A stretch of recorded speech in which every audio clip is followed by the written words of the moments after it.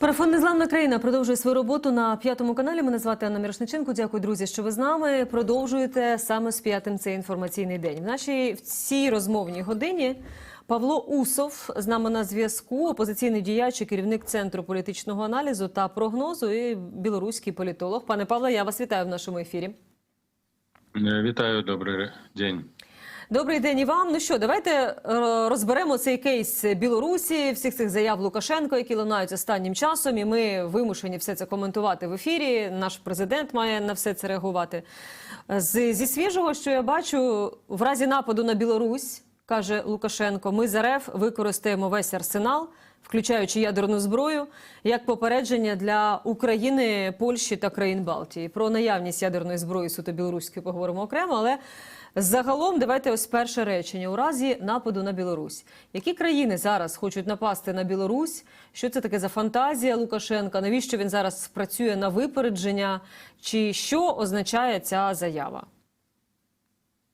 Лукашенко выступае з такими заявами регулярно. Это не першы раз, калі ён дэкларуе гатовасць распачаць вайну ці абарону супраць тых, хто збіраецца на Беларусь напасці. Канешне, няма ніякіх і нават каментаваць гэта, шчыра кажучы, немагчыма, бо аб'ектыўна ніхто ж, канешне, не збіраўся і не збіраецца нападаць на Беларусь. Тым не менш, Лукашенко падымае градус унутранай небяспекі выключна для унутраных праблем, для ўзмацнення кантролю ў самой Беларусі, для мабілізацыі фінансавай, эканамічнай і вайсковай. На працягу толькі гэтых апошніх месяцаў, 4 месяцаў у Беларусі адбыліся маштабныя вучэнні рознага узроўню, рознага плану, таксама праверкі боездольнасці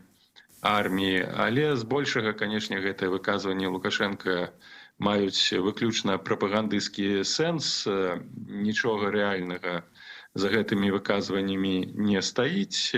Хаця, канешне, трэба разумець, што ў мінулым годзе, літаральна год таму, Россия и Беларусь подписала пагадненне по так званых гарантыях бяспекі для Беларусі, якая аказвае Россия. Згодна з гэтымі гарантыямі, з гэтым документам, Россия у выніку нейкіх атак на Беларусь можа прымяніць ядерную зброю.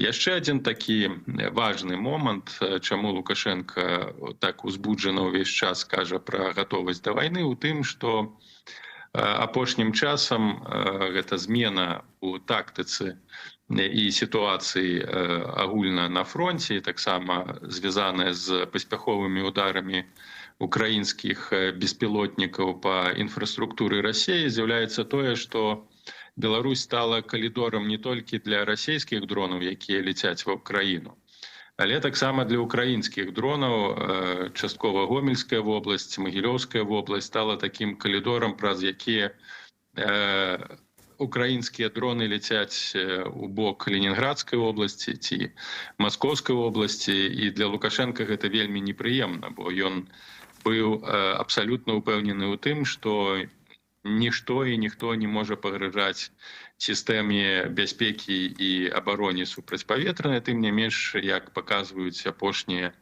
падзеі, не зусім, а хутчэй увогуле неэфектыўныя сістэмы супрацьпаветранай абароны дзеля таго, каб паўстрымаць вось гэтыя хвалі дронавых атак, якія таксама праходзяць часткова. Гэта не регулярная з'ява, бо Украіна ўсё ж такі намагаецца нейкім чынам захоўваць пакуль што добрыя, стабільныя, не добрыя, прабачце, а такія стабільныя адносіны з Беларусю, нягледзячы на тое, што Беларусь стала саагрэсарам у гэтай вайне. Але тым не менш таксама дэманструе такім чынам, што асабліва не будзе ўжо так лагодна ставіцца да таго, што Расія выкарыстоўвае тэрыторыю Беларусі, і будзе таксама адказваць такімі ж самымі крокамі, што і Расія, выкарыстоўваючы прастору Беларусі для нанясення удараў па Украіне. Коли Лукашенко говорить про те, що вони застосують ядерну зброю в разі нападу, це виходить, що він має на увазі, що Білорусь може використати ядерну зброю, зокрема Російської Федерації. Ну, тобто це Росія використає, бо давайте пояснимо нашим глядачам, що Білорусь не має свого автономного ядерного потенціалу. І по факту кнопки Мінська, да, самостійно кнопка Мінськ, ну такого не існує в природі. Це тоді Росія буде в разі чого використовувати. Лукашенко жадае таким чынам подвысить свой статус, что ён прэзідэнт ядерной дзяржавы. Інфармацыя пра тое, што в Беларусі знаходзіцца тактычная і стратэгічная ядерная зброя, з'яўляецца рэгулярна. Па заявах і Пуціна і Лукашенка стратэгічная ядерная зброя, так званыя сарматы, арэшнікі, павінны былі з'явіцца на тэрыторыі Беларусі ў мінулым годзе у Крычаўскім раёне Магілёўскай вобласці. Гэта фактычна пры мяжы з Расіяй. Гэта мабільныя ядерныя комплексы, стацыянарных пакуль што няма і спадзяюся, што не з'явіцца.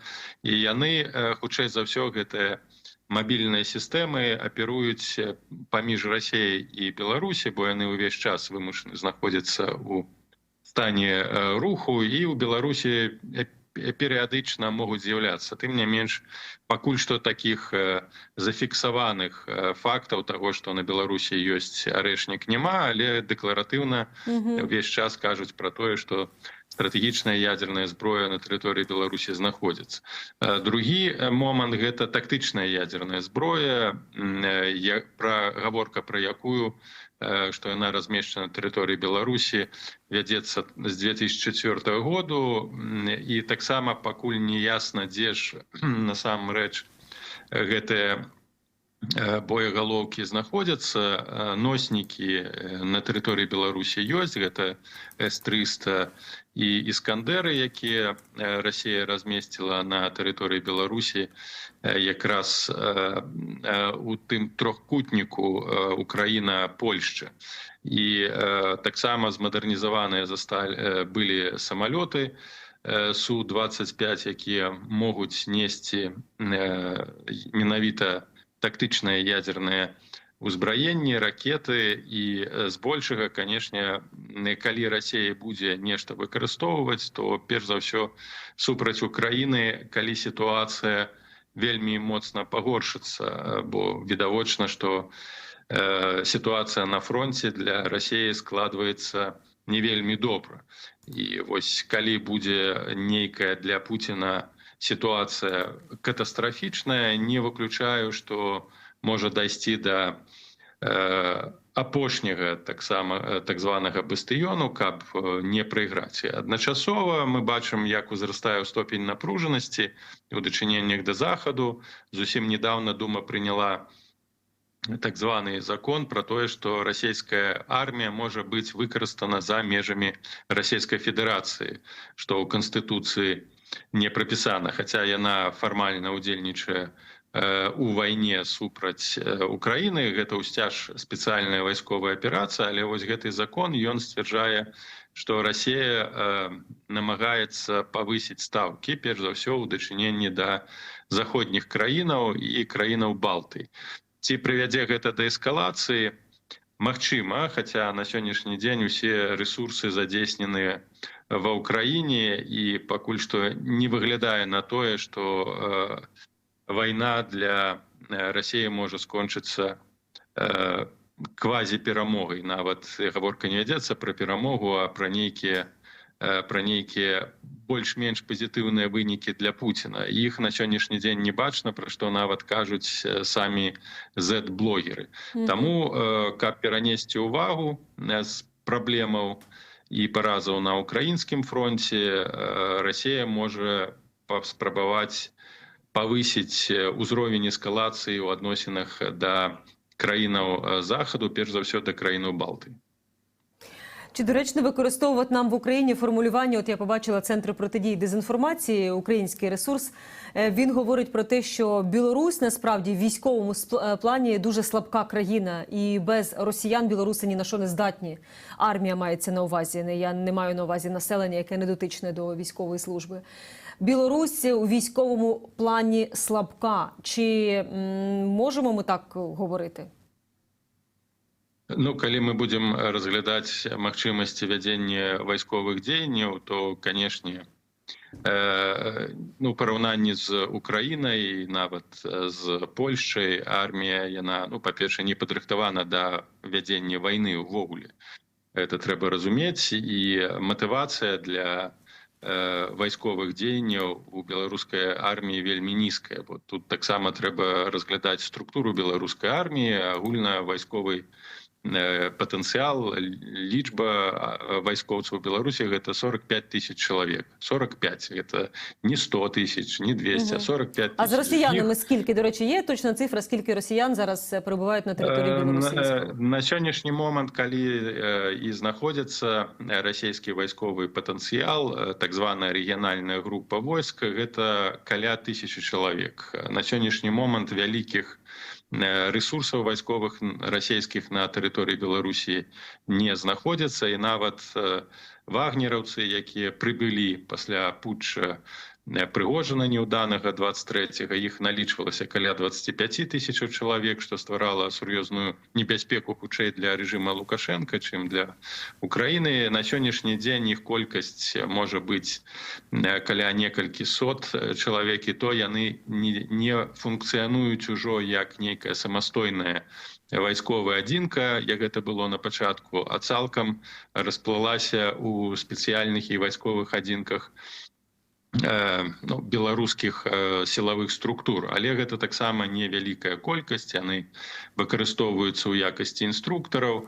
у якасці нейкіх элементаў дапамогі для спецадзінак сілавых структур, якія скіраваныя на захаванне узроўню рэпрэсій у Беларусі, а не для вядзення вайны.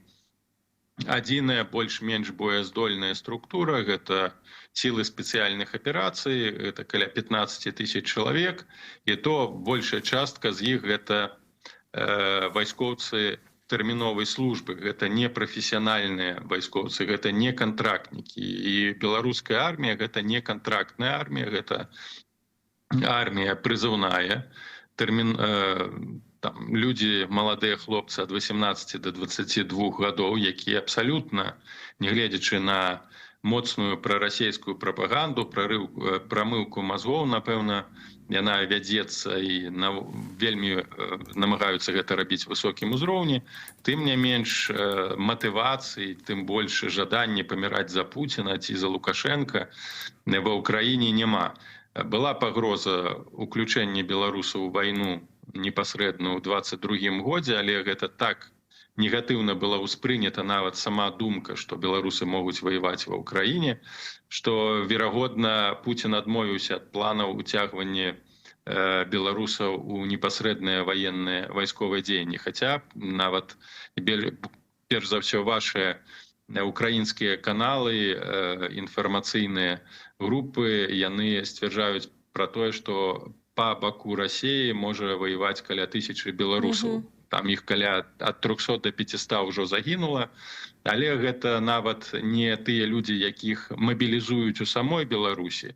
Гэта альбо гастрабайтары, альбо тыя, хто сядзіць у расійскіх вязніцах, нават высокай матывацыі за грошы немалая, ваяваць за Расію у беларусаў нема. Тобто небагато часу лишається, коротенько вас попрошу. Тобто, якщо умовно, не дай Боже, звісно, але ми не знаємо, як воно буде, Росія через територію Білорусі спробує знову заходити на територію України, чи скажуть своє слово білоруси, які не військові?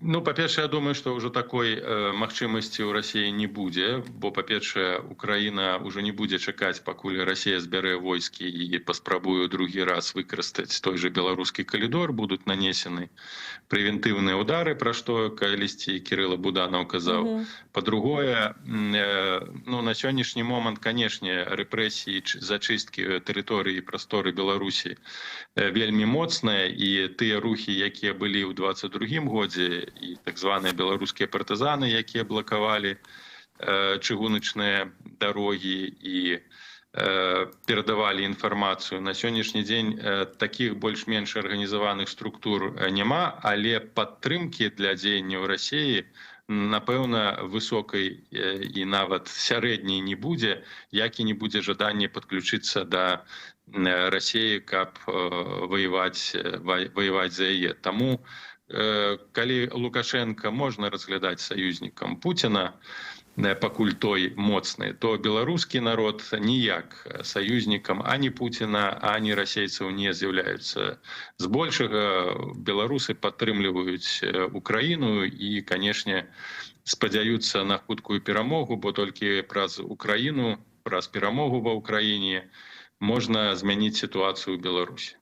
Хвилинка буквально лишається, але все ж таки півтори. З ким хоче зараз Лукашенко, на вашу думку, більше товаришувати? З Трампом, бо він там хоче з ним угоди підписувати, чи з Сі Цзіньпіном, до якого він хоче поїхати в гості?